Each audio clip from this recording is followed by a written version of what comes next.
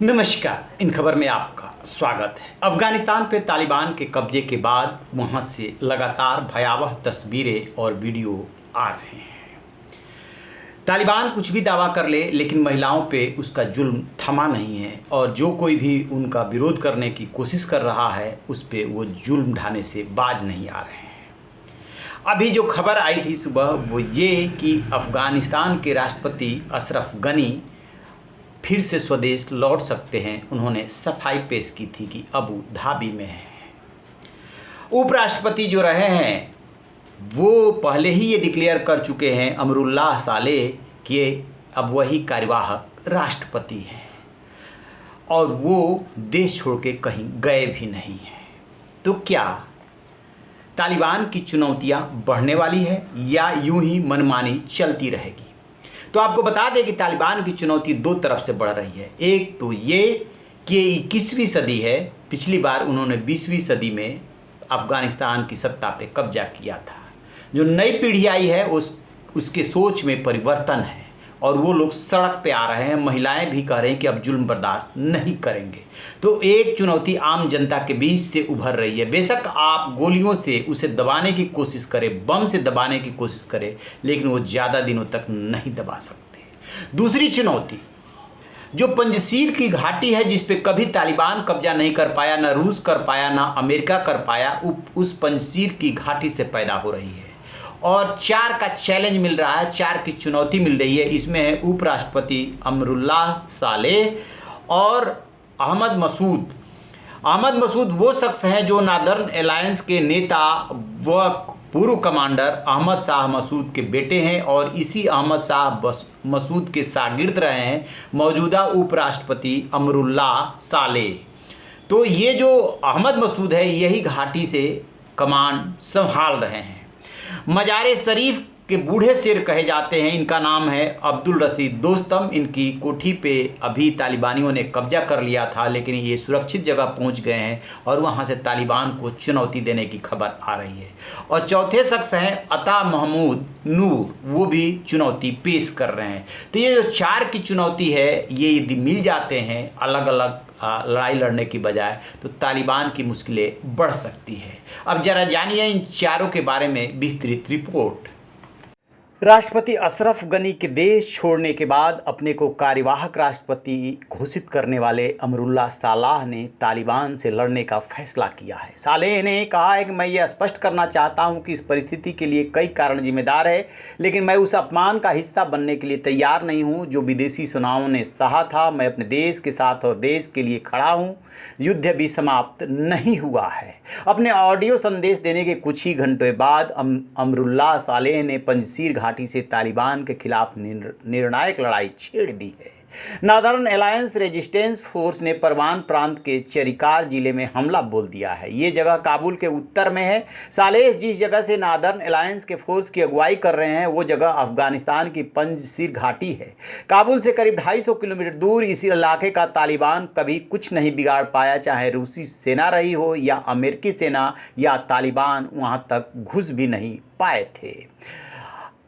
सालेह पंजशीर पहुंच गए हैं और वहां पे सुरक्षित है, लेकिन सबकी नज़र पंजशीर घाटी के उस शेर पे है जिसने कभी वहां किसी को फटकने नहीं दिया और उनका नाम था अहमद शाह मसूद और फिलहाल उनकी जगह पे कमान संभाल रहे हैं उनके बेटे अहमद मसूद।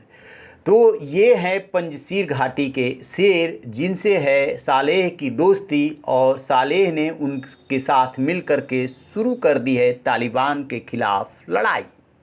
इसी क्रम में पंजशीर घाटी से नादर्न अलायंस के लड़ाके आगे बढ़ चुके हैं और काबुल के उत्तर से हमले की शुरुआत कर दी है। तालिबान के खिलाफ विद्रोह की शुरुआत भी उत्तरी अफगानिस्तान में हो चुकी है। इस विद्रोह का नेतृत्व मार्शल अब्दुल रशीद दोस्तम कर रहे हैं। दोस्तम अफगानिस्तान के पूर्व राष्ट्रपति रह चुके हैं। पिछले दिनों तालिबान से बचकर सुरक्षित ठिकाने पर चले गए थे। अब उन्होंने तालिबान के खिलाफ मोर्चा खोल दिया है। 20 साल पहले भी उन्होंने तालिबानी लड़ाकों के खिलाफ विद्रोह की शुरुआत तुर्की थी। वो तुर्की से इलाज कराकर काबुल पहुंचे थे। तो माना जा रहा था कि दोस्तम के आने के बाद तालिबानी आतंकियों के खिलाफ जंग और तेज होगी, लेकिन ऐसा नहीं हुआ। उल्टा मजार शरीफ में दोस्तम के महल पर तालिबानी आतंकियों ने कब्जा कर लिया। इसके बाद दोस्तम को एक बार फिर सैन्य वर्दी में देखा गया था। तब दोस्तम ने तालिबान को उखाड़ फेंकने की बात कही थी। देश के उत्तरी हिस्सों से तालिबान का सफाया कर दिया जाएगा। तालिबान के पास बचने का कोई रास्ता नहीं है। मिलिशिया अफगान सेना के साथ मिलकर तालिबान के खिलाफ युद्ध लड़ रही है। इन अब्दुल रशीद दोस्तम को मजार शरीफ का बूढ़ा शेर भी कहा जाता है। इनके नाम से तालिबानी कांपते हैं। 1990 से 2001 के दौरान जब अफगानिस्तान में तालिबानी आतंक था, तब अब्दुल रशीद दोस्तम ने बल्क फ्रांस से तालिबान का सफाया कर दिया था। तालिबान को चैलेंज देने वालों में एक नाम और शुमार है और उस शख्स का नाम है अता मोहम्मद नूर। साल 1979 में जब सोवियत रूस ने अफगानिस्तान पर हमला किया तो अता मोहम्मद नूर ने रूसी सेना के खिलाफ अफगानिस्तान के लोगों को तैयार किया था और जमीयत इस्लामी संगठन बनाया। उसके कमांडर बने। साल 1996 में तालिबान ने जब अफगानिस्तान की सत्ता संभाली तो उन्होंने अहमद शाह मसूद के साथ मिलकर तालिबान के खिलाफ एक संयुक्त मोर्चा तैयार किया था। पिछले दिनों वो कई मौके पर अफगानिस्तान के राष्ट्रपति अशरफ गनी के साथ देखे गए थे, लेकिन बल्ख प्रांत पे तालिबान के कब्जे के बाद से वो गायब हैं। माना जा रहा है कि अता मोहम्मद नूर तजाकिस्तान के इलाके चले गए हैं। मुमकिन है नूर भी तालिबान के खिलाफ किसी बड़ी रणनीति पर काम कर रहे हों और हो सकता है कि अगले कुछ दिनों में ये चारों मिलकर के तालिबान पे चारों तरफ से मोर्चा खोल दें। जैसा कि आपने सुना, कहां से और किस तरीके से इन्होंने वार शुरू कर दिया है।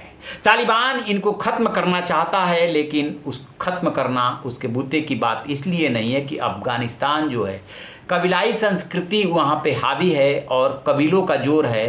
तालिबान यदि अपने को सबसे बड़ा वहाँ का आक्रामक ग्रुप समझता है तो दूसरे भी ऐसे ग्रुप हैं जो अपने को आक्रामक मानते हैं और झुकने को तैयार नहीं है।